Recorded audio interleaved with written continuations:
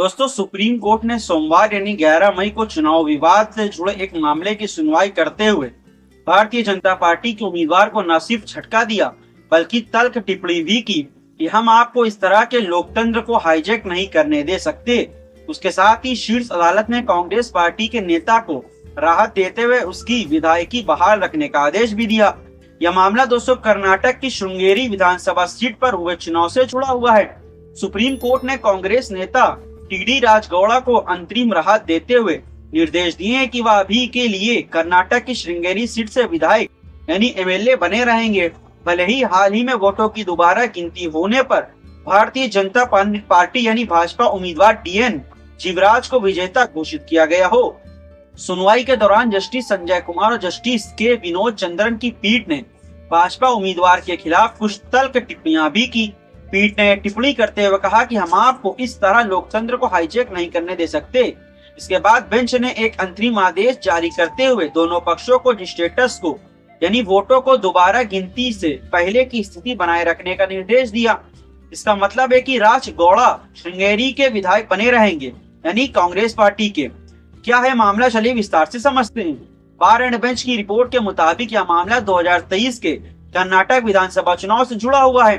Congress party के TD राजगौड़ा को Sringeri seat से 201 वोटों के मामूली अंतर से तब विजेता घोषित किया गया था।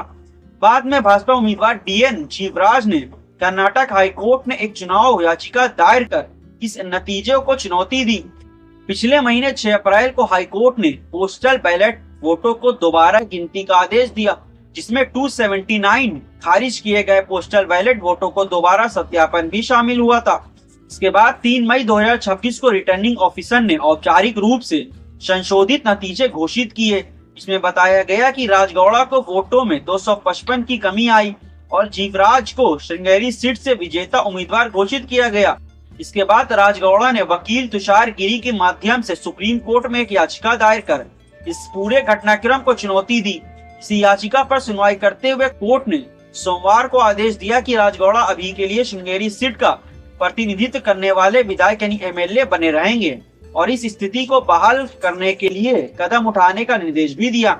सुप्रीम कोर्ट में दायर अर्जी में राजगौड़ा ने तर्क दिया कि हाई कोर्ट ने केवल 279 खारिज किए गए पोस्टल बैलेट वोटों को दोबारा सत्यापन का आदेश दिया था, जबकि रिटर्निंग ऑफिसर ने गैर कानूनी तरीके से 562 यानी 562 ऐसे वैध पोस्टल बैलेट वोटों पर दोबारा विचार किया जो राजगौड़ा के पक्ष में थे।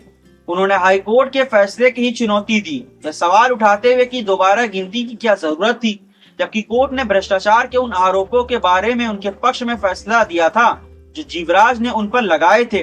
दलीलों का विचार करने के बाद सुप्रीम कोर्ट ने आदेश दिया कि राजगौड़ा अभी एमएलए बने रहेंगे और वह भी निर्देश दिया कि उन्हें एमएलए के तौर पर बहाल करने के लिए जरूरी कदम उठाए जाए।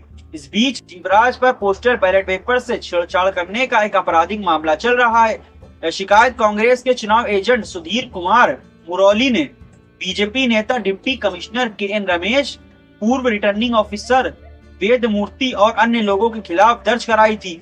जीवराज ने इस आपराधिक मामले को रद्द करवाने के लिए भी कर्नाटक हाईकोर्ट का दरवाजा खटखटाया है। हाईकोर्ट ने हाल ही में जीवराज और वैद्य मूर्ति के खिलाफ चल रहे इस मामले पर रोक लगा दी थी।